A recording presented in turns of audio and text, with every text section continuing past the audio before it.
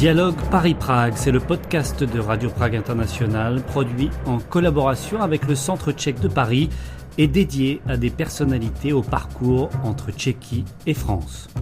Présentation Anna Kubišta. Bonjour à toutes et à tous, bienvenue dans Dialogue Paris-Prague, le podcast qui met en lumière les parcours de personnalités entre France et Tchéquie. Aujourd'hui, j'ai le plaisir d'accueillir Marie Gourdin. Bonjour. Bonjour. Vous êtes artiste, scénographe, diplômée de l'ENSAD, l'École nationale supérieure des arts décoratifs, avec une spécialisation en cinéma d'animation. Je vais peut-être commencer par vous demander peut-être quel parcours vous a amené à venir vous installer à Prague et puis quand c'était exactement ? Alors, je suis venue à Prague la première fois en 2007, donc ça fait un sacré bout de temps. Et je suis venue en échange Erasmus. J'étudiais en effet le cinéma d'animation à l'ENSAD, à l'École nationale supérieure des arts décoratifs à Paris. Et je suis venue à Umprum, VŠUP, à Prague, dans le studio de cinéma d'animation en 2007 pour un semestre. Donc 6 mois, et puis j'ai adoré Prague, je suis vraiment tombée amoureuse de Prague, et donc j'ai décidé de revenir en stage en 2008 pour 6 mois de nouveau. Donc j'ai passé une première année entre 2007 et 2008, c'était ma première entrée en matière tchèque. Peut-être à l'origine, qu'est-ce qui vous a fait vous intéresser au cinéma d'animation en particulier ? Qu'est-ce qui vous a fait choisir justement le cinéma d'animation à l'ENSAD ? Alors c'était pas un choix, c'est un chemin un petit peu escarpé qui m'a amené vers le cinéma d'animation parce que je voulais faire de la scénographie à la base et que j'ai eu la grande chance d'avoir une première année aux Arts Déco qui était très très riche et où on a beaucoup travaillé l'espace, ce qui a fait que de nombreux étudiants ont voulu entrer en scénographie et que finalement l'atelier était plein, que j'ai pas pu entrer. Donc j'ai été en cinéma d'animation en me disant que c'était un art qui touchait à tout, qui était extrêmement global, où on pouvait en même temps faire du volume, écrire des histoires, des scénarios, mais toucher à plein de pratiques différentes. Et surtout c'était un atelier qui était extrêmement ouvert d'esprit, ce qui correspondait à ce que je recherchais.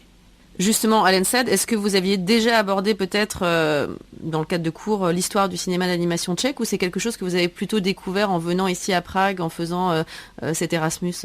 Alors évidemment, on avait étudié l'histoire de l'animation tchèque et les grands réalisateurs. Je pense qu'un des premiers films qu'on a vus, c'est Švankmajer. C'est vraiment des références qu'on peut pas contourner. Et donc ça m'a beaucoup intéressée, évidemment. Aussi la technique tchèque de la marionnette.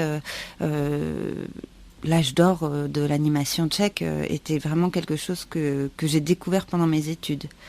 Et puis après, il y a eu l'opportunité de partir en échange Erasmus parce qu'il y avait un partenariat avec l'école de Prague.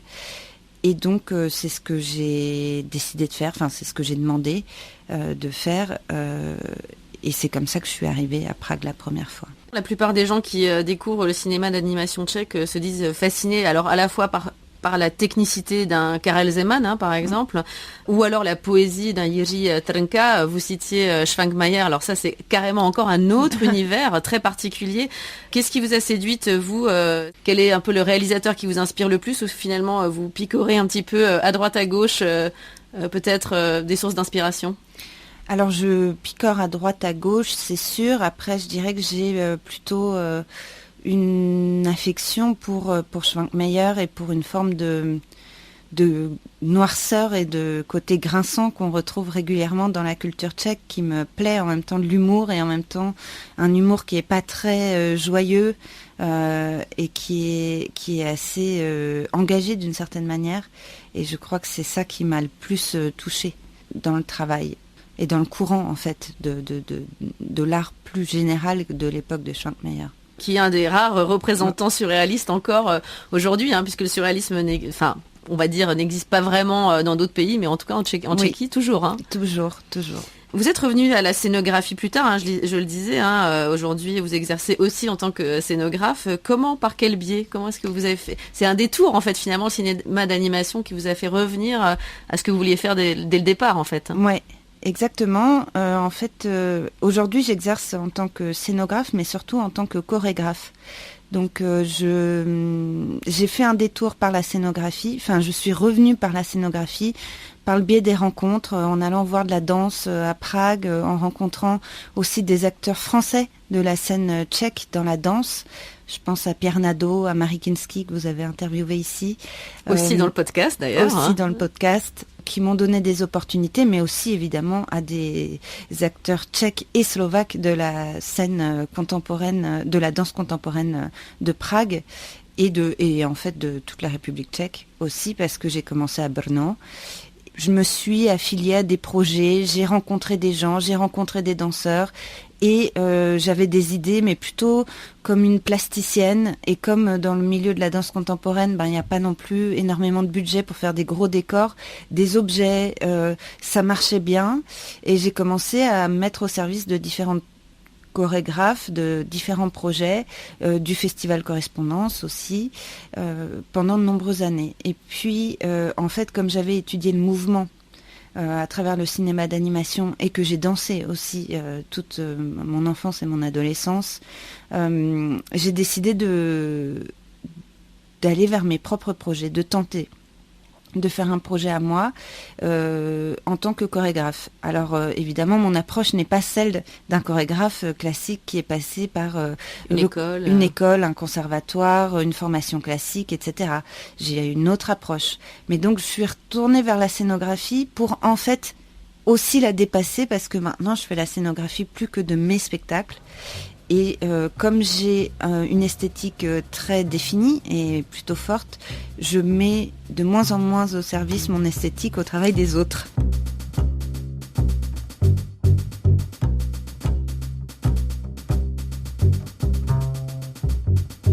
Alors vous avez quand même, donc vous le disiez, vous avez développé plein de projets ici en Tchéquie.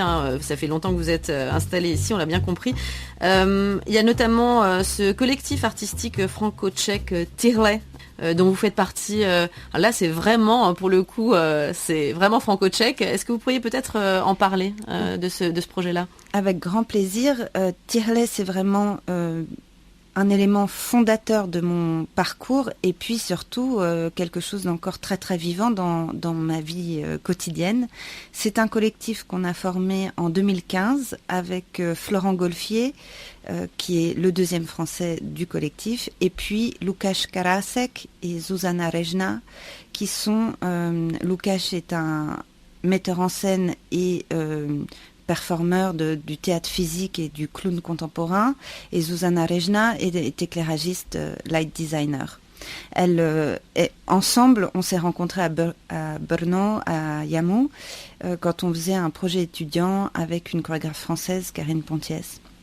Moi, je faisais les décors, Florent et Lukáš étaient au plateau, et Zuzka faisait la lumière, ou assistait à la lumière, parce qu'on était encore étudiants à ce moment-là. Et on s'est tous rencontrés comme ça, et on a découvert une philosophie de travail qui nous intéressait énormément, une envie de faire de ce métier notre profession et de se professionnaliser, et puis une entraide, une éthique dans la façon d'aborder les projets, la créativité, de s'entraider, et puis aussi de tout le système de production qui est nécessaire à la création de spectacles. Et donc ça fait maintenant presque 7 ans qu'on travaille ensemble. Et on a plus de 14 spectacles, on a 14 spectacles au répertoire du collectif, et on en prépare d'autres cette année. Donc c'est un élément extrêmement structurel et important, et surtout une très très belle collaboration et une très belle amitié. Quand je vous entends parler, en fait, j'ai l'impression que en République tchèque, vous me détromperez peut-être, je suis peut-être complètement à côté de la plaque, mais qu'il y a beaucoup plus de correspondance entre les disciplines. Il n'y a pas de petites cases, il y a plus de porosité, plus de flux entre les différentes disciplines. On a l'impression qu'en France, c'est beaucoup plus institutionnalisé, beaucoup plus rigide. J'ai l'impression, à vous entendre, que c'est assez différent ici en Tchéquie. C'est vrai, et ça a été vrai surtout, je dirais. Quand je suis arrivée de France après mes études, je m'imaginais pas en France pouvoir passer du cinéma d'animation à la scénographie, à la chorégraphie, et ici c'était possible parce qu'il suffisait de faire. Et ça, c'est vraiment ce que j'ai appris en République tchèque et qui me sert tous les jours. C'est-à-dire un peu le système D quand même, c'est-à-dire on se débrouille. Et quand on a envie et qu'on a la volonté et qu'on va vers les gens et qu'on se met à faire, et ben c'est possible. Les gens vous donnent du crédit même si vous n'avez pas un diplôme ou que vous n'avez pas encore des subventions publiques, une aide d'État, etc. Non, vous avez envie de faire, on vous donne une chance. Et ça, je l'ai vraiment rencontré, notamment au Studio Alta, qui est à Prague, qui est un lieu, un centre culturel, un théâtre pour la danse contemporaine et le théâtre physique, et où les gens étaient extrêmement ouverts à ma démarche, à ma pratique, et m'ont énormément soutenue. En tout cas au début. Maintenant je suis soutenue par Divadlo Ponec et Tanec Praha, qui aussi est un allié très fort et grand dans mon parcours, et puis beaucoup de très belles personnes. Mais en effet, il y avait cette liberté de passer et d'essayer. On peut beaucoup plus essayer sans être jugé, j'ai l'impression. En République tchèque, c'est au mérite et à la force de proposition. Maintenant que je reviens progressivement en France, ou du moins que je développe aussi un travail dans le spectacle vivant et la danse contemporaine en France, de façon très récente, ça fait 1 an et demi que je commence à développer aussi un travail en France pour faire des ponts entre la République tchèque et la France, et que j'ai créé une compagnie à Lyon. Matière mobile. Eh bien, je découvre qu'en fait, il y a quand même une grande curiosité pour des parcours un peu atypiques, pour des approches différentes, pour un besoin aussi de remuer un peu les choses. Donc, moi qui avais très peur de me dire non, je vais pas rentrer dans les cases, ça va pas marcher, eh ben, je suis assez agréablement surprise que, en fait, pour l'instant, en tout cas, mon arrivée à Lyon suscite un intérêt. Ça veut dire peut-être qu'il faut faire ce détour pour revenir chez soi, finalement, l'endroit où on a été, on a grandi. Vous avez dû passer par la Tchéquie pour peut-être imposer des idées qui auraient été peut-être plus difficiles à imposer il y a 15 ans, on va dire.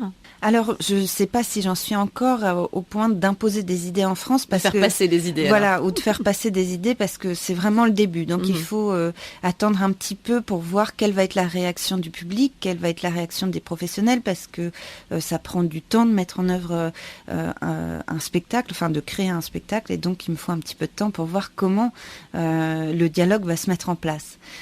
Mais en effet, s'ouvrir et passer par la République tchèque, par un autre pays, par une autre culture, par l'Europe, c'est pour moi extrêmement fondateur et extrêmement important. Et d'ailleurs, c'est pas parce qu'aujourd'hui je commence à travailler en France que je veux rompre les liens avec la scène tchèque et le travail au sein du collectif Tihle, parce que c'est cette rencontre des cultures qui pour moi fait qu'on n'est ni attendu ici ni attendu là-bas. C'est parce qu'on est ouvert qu'on se confronte à différentes visions de la création, différents contextes surtout de création aussi, qui fait qu'on entretient une richesse.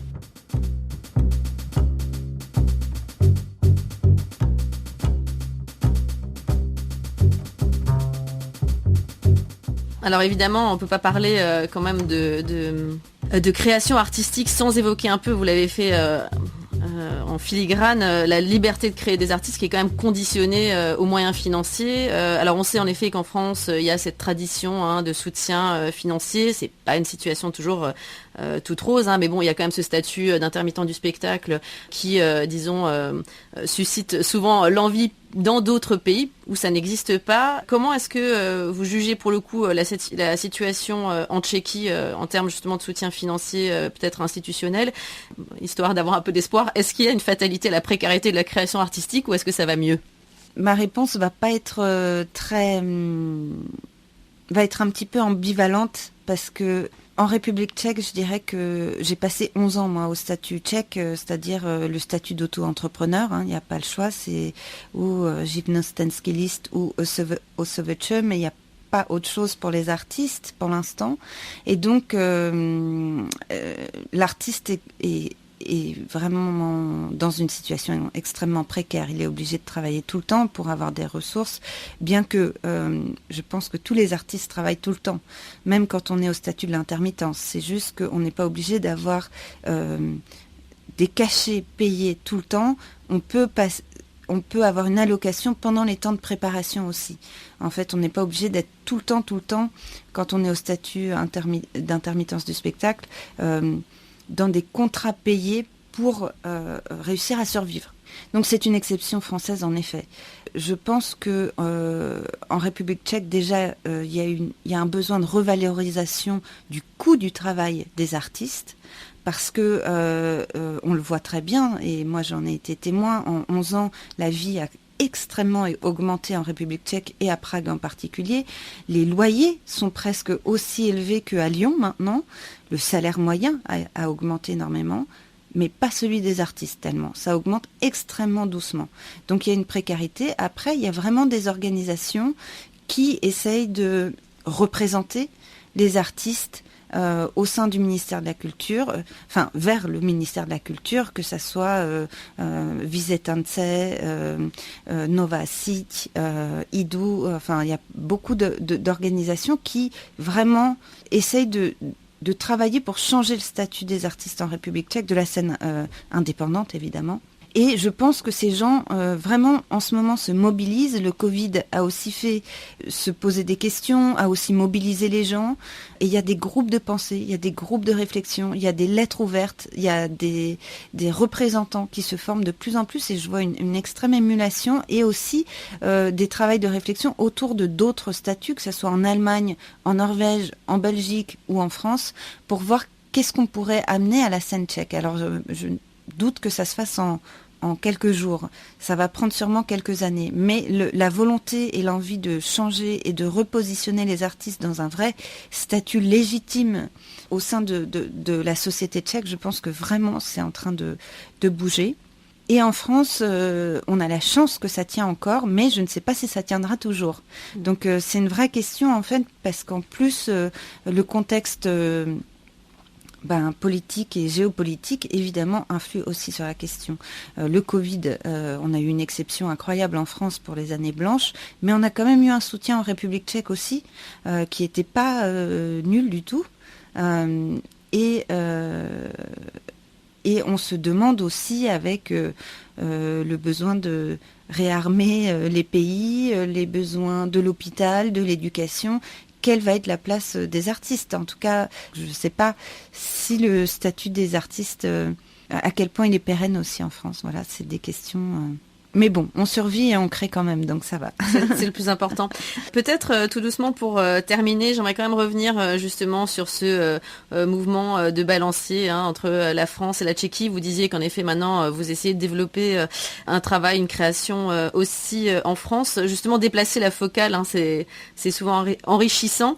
Dans quelle mesure, j'aimerais peut-être un petit peu développer ce que vous avez déjà un petit peu suggéré. Dans quelle mesure votre vie, ce que vous avez créé ici en République tchèque pendant toutes ces années avec des artistes tchèques va peut-être changer votre approche dans votre travail en France?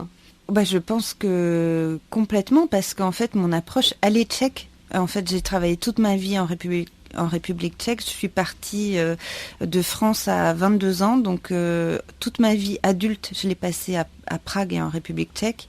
Donc ma façon de penser, ma façon de créer est tchèque. Donc à partir de là, évidemment, toutes les sources et mon enseignement étaient français. Donc il y a évidemment un mix, un mélange qui s'est fait au fur et à mesure du temps. Mais ma façon d'aborder les choses, mon regard est extrêmement empreint de la scène tchèque, de mon expérience avec de nombreux artistes tchèques et slovaques. Donc je dirais que même si je suis française et que c'est très agréable de recommencer à créer dans sa langue maternelle et de s'exprimer dans sa langue maternelle. Et c'est en fait une facilité que j'avais oubliée, parce qu'ici je parle tchèque ou anglais quand c'est nécessaire, qu'on a des groupes plus internationaux. Mais je crois que je suis complètement pétrie par la République tchèque et que du coup c'est ce qui va me donner une force en France. Autant quand je suis arrivée, c'était toute mon éducation française qui m'apportait une forme d'originalité ou un autre point de vue sur la création en République tchèque. Et après 11 voire 12 ans en République tchèque, je pense que maintenant c'est l'inverse. Mais je compte pas quitter Prague. Je travaille encore 4 à 5 mois par an au sein du collectif Tirlet. Je crée le prochain spectacle qui est prévu pour novembre 2022 au théâtre Ponec, Divadlo Ponec. C'est une coproduction entre Prague, Lyon et Leipzig aussi, parce que j'ai ouvert aussi mon travail vers l'Allemagne. Et donc, je pense que c'est cette force de mouvement et de mélange des cultures qui peut faire un travail intéressant et puis aussi renforcer les liens de l'Europe dont on a vraiment besoin. Marie Gourdin, merci beaucoup. Merci à vous.